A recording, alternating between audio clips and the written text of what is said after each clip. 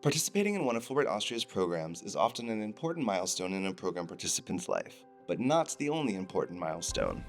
Derek Maus, who was a US Fulbright scholar in Austria during the 2009-2010 program year, recently informed us that he had reached a new milestone in his life. In 2024, he was selected to join the State University of New York's Distinguished Academy and appointed to the rank of Distinguished Professor.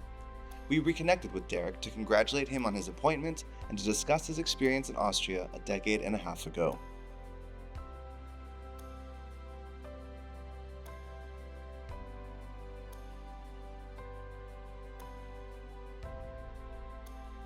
Derek's appointment to the State University of New York's Distinguished Academy comes 15 years after he was a Fulbright scholar in Austria, which was itself a turning point in his life. At that point, I was 8 or 9 years into my actual professorship. I had gotten tenure a couple of years before.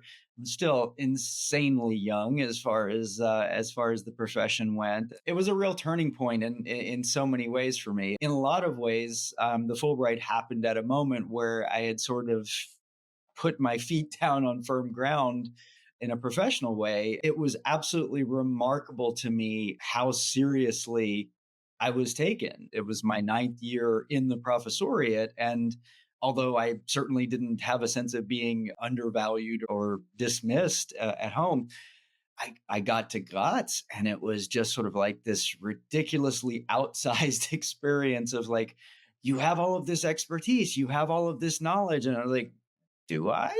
Where do you get this impression from? It was remarkable that people found things, frankly, in my experience that I didn't really value as much as they did. I remember literally while I was flying over, I landed in Vienna and I got an email from the university press that eventually would publish my first book. Literally that day was my acceptance of my publication. So there was this whole sense the whole time I was in Graz of this kind of transformation, of this coming into a different sense of myself. And I remember just that being the sum total of the experience over the 5 or so months that I was there. And the Fulbright program sort of drew it out. All of the questions I get asked, the interests that people showed in me was phenomenal. It stimulated something that I didn't have before. Throughout our lives, we encounter many inflection points in which we could go in one direction or another.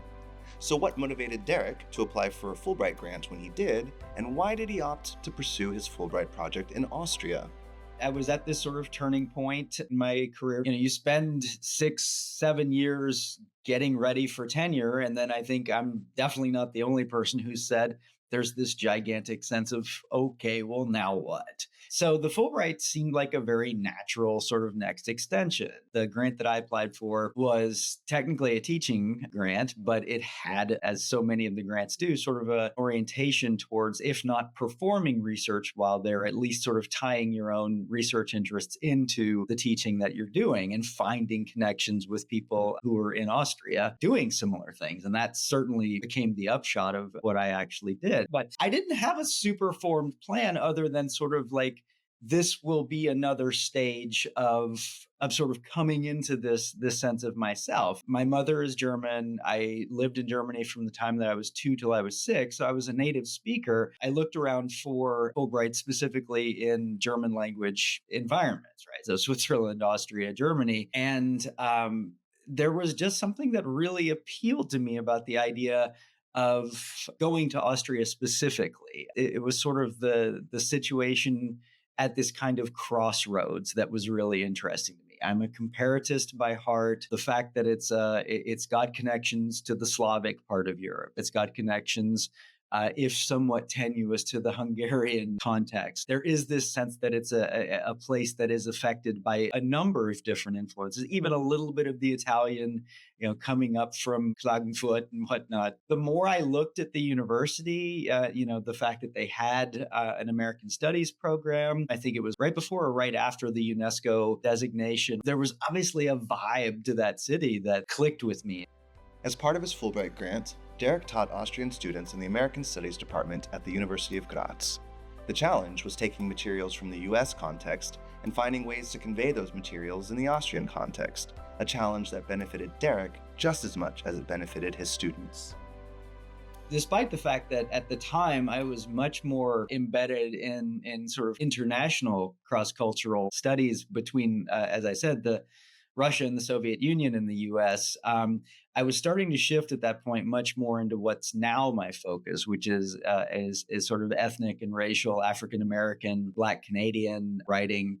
And that was the focus of my grant, was to sort of engage the students in Graz in contemporary literature, and specifically in contemporary African American literature. That's something that works moderately well in the U.S. So I was like, okay, to make this work, moderately well in Austria is going to require a lot, simply because there's not going to be, as little background as most of the students that I have here have in that cultural fluency. I spent the first couple of weeks, thankfully I got to Austria a couple of weeks before the semester started. I got the Falter, I got the Kleine Zeitung. I threw myself into reading the news of the day and looking for what was, not parallels in the sense of easy connections, but sort of discourses that matched up. At the time, obviously there was a lot of in migration from the Balkans. There were a lot of people coming up. This was before the migrations from the Middle East and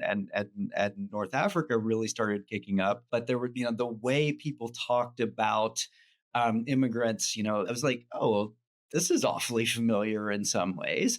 You couldn't say, oh, well, this is what this is in an American context. We did a lot of good work in the courses that I taught, sort of making connections, drawing parallels. And it really helped me. At first, I thought, oh, well, this will be for their benefit exclusively, to sort of understand how African American culture fits with, and also at times doesn't fit with, mainstream American culture. But it really helped me in the other in the other direction as well, because it really got me to think a lot about, okay, so how many of these things are unique to the situation as it exists in the United States, and then how many of these things are parts of what Said would have called Orientalism? How many of these are parts of just, various sociological othering processes? And that was really helpful in a lot of ways. It galvanized something for me, as well as enriched, I think, the discussions and the understandings that we had for them. It's often said that the Fulbright experience extends well beyond the grant period, with program participants making sometimes unexpected connections that can last a lifetime. And Derek's experience was no different. In part, there have just been so many connections, both ones that I made very consciously and deliberately, and then ones that sort of ended up fluttering over the transom because of the Fulbright. What I thought at the time were going to be the connections that I would take back with me didn't always end up playing out. But what was fascinating was the number of sort of second and third level connections, people that had been mentioned to me, or people who, because I worked with somebody in Graz, or because I met somebody at a Heurigen for the program, who then mentioned somebody, oh, did you meet so-and-so who's working in Klagenfurt? No, I never did. And then 8 years later, I did. It's just been this constant sort of unfolding of linkages that weren't there in 2010. Almost none of these people either were at the institutions in Austria that they are now, or were known to me while I was there. But it's always been this wonderful point of entry. With such a rich Fulbright experience that Derek could reflect on, we wondered what advice he had for future applicants and program participants.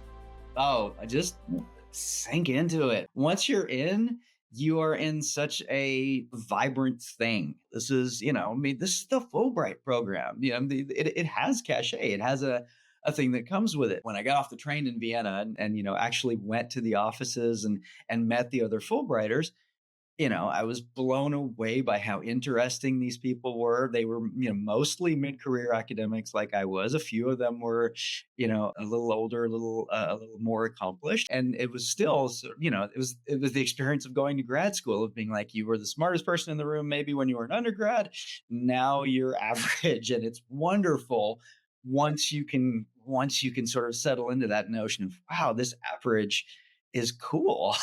Right? This is a super cool average.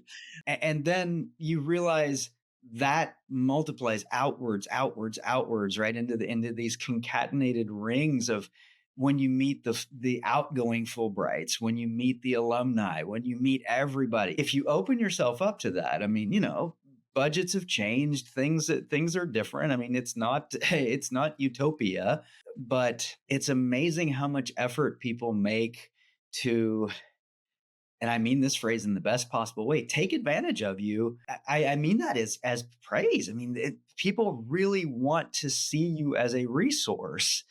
And that's very uplifting to me. It's just so affirming to the value of what it is that we do.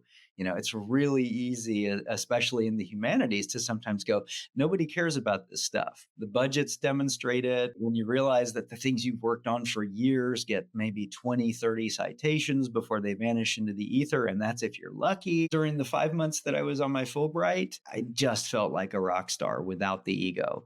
And it's an amazing feeling. And the more you open yourself up to it and you realize it's not because you're brilliant, it's because the setup of this allows for you to be transcendent of whatever you think you are. That's what makes it so good.